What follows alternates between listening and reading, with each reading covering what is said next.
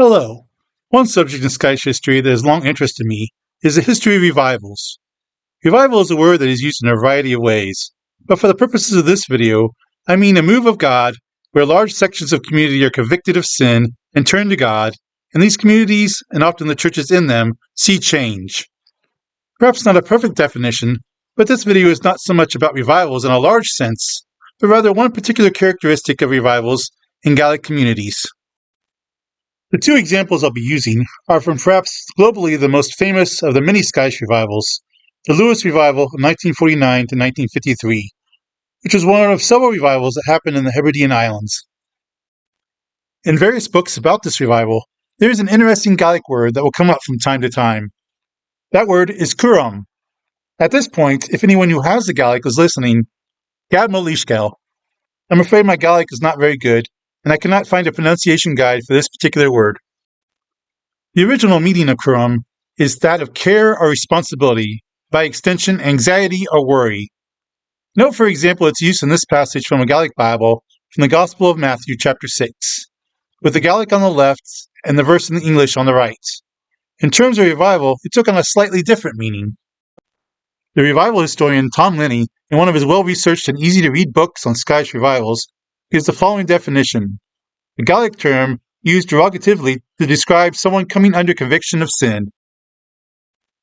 It was a very strong and overwhelming sense of conviction, and for those who were not converted at the time, it was occasionally something that was dreaded, and many would go out of their way to try to avoid it, though in both examples I'm going to share, it led to great joy and peace in the end. First, a little background to the revival on Lewis. The main preacher was a man named Duncan Campbell, pictured here. I'm not going to go into any great detail about Campbell himself or the revival, as it would take at least a whole video, if not several, maybe even a series, to begin to even speak about it. The relevant part for this video is that Duncan Campbell was an evangelist and preacher who held meetings all over the area during this time, usually speaking to the people in their native Gaelic language. I want to share the words of one lady, Catriona, who experienced the cùram personally, as recorded in the book Island of Flame. These are her words about attending a meeting that Duncan Campbell took. I was unconverted at the time, and remember being scared of shaking Campbell's hand or getting too close to him, in case he discerned sin in my life. My friends and I became quite determined that we weren't going to catch the cùram, so we dodged him. Catriona soon found, though, that she could not escape the strong conviction, and eventually she and several of her friends and relatives would attend more meetings and give their lives to Christ.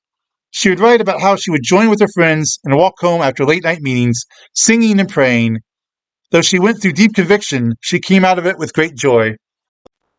Another example of someone who caught the cùram was Donald McLean, known to most as Paddy. Paddy was a hard-drinking man who was known for driving people to local dances in his van. When Campbell came to the area where he lived, Paddy went to some of the meetings to hear him, but became so upset when the preacher seemed to be telling his own life story.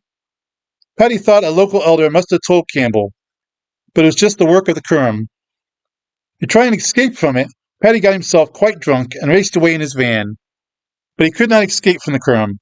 He found himself driving to various meetings held by Campbell all over Lewis. Here's what happened in his own words. Suddenly, in the middle of the moor, in the dusk, a light shone on the windscreen of the car. I did not know what it was, but it forced me to stop.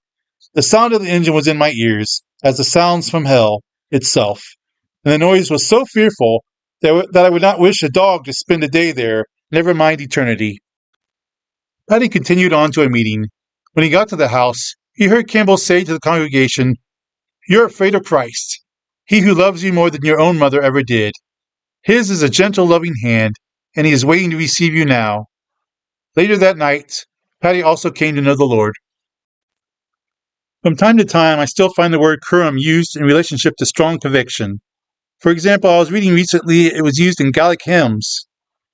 It is fascinating to me to think that it was such an intense idea, something that people feared so much, like a contagious disease, that it had its own word adopted from the Gaelic language.